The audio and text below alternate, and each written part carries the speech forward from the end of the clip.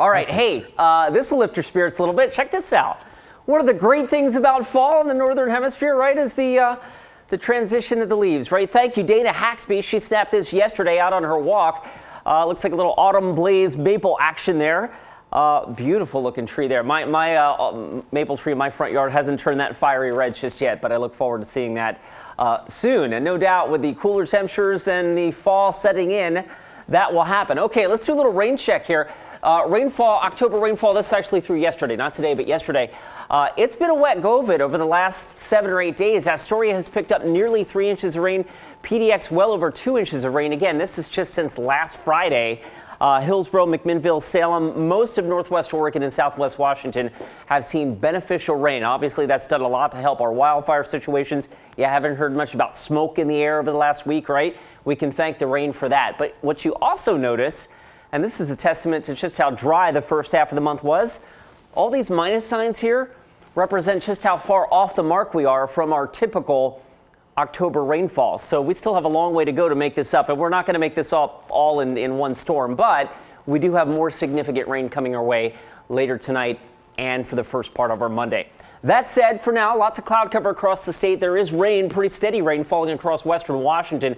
That's the leading edge of our atmospheric river, the fire hose, if you will, driven by that low that is spitting in the Gulf of Alaska, and a long plume of moisture that is targeting British Columbia and western Washington right now. Eventually, that axis will slip southward and start targeting northwest Oregon and southwest Washington later today. For now, we're far enough removed from it that we're just getting a sprinkle or two here and there, and I expect that that will be the case for much of at least the first part of our day today. Futurecast bears that out. You see like a green blob over Portland at noon. We may see a quick shower then, and then we may have a few hours of dry time. But as we roll towards evening, that atmospheric river, that fire hose, begins to slip southward. That will take aim on the region. It'll keep Portland north to Longview kind of in the crosshairs of some steady, moderate to at times heavy rain, and that will continue shifting southward as we progress into tomorrow morning. So Monday's morning commute in the metro area certainly looks wet, and that axis will continue slowly slipping southward during the day. Here we are at 7 o'clock, though, and this is where we bring in the question about trick-or-treating. Will it be dry? Well, the latest runs of our model suggest that maybe not, because the precipitation is still not quite over here in the Portland-Vancouver metro area until later tomorrow evening. Eventually, it gets kicked to the east. How much rainfall are we looking for?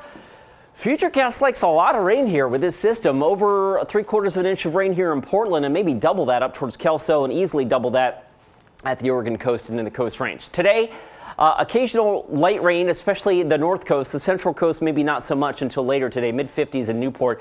The Gorge, a chance of showers, especially on the west end. It turns breezy as well. The Dalles gets all the way up to 63. I mentioned east of the Cascades. You folks would see a nice day today.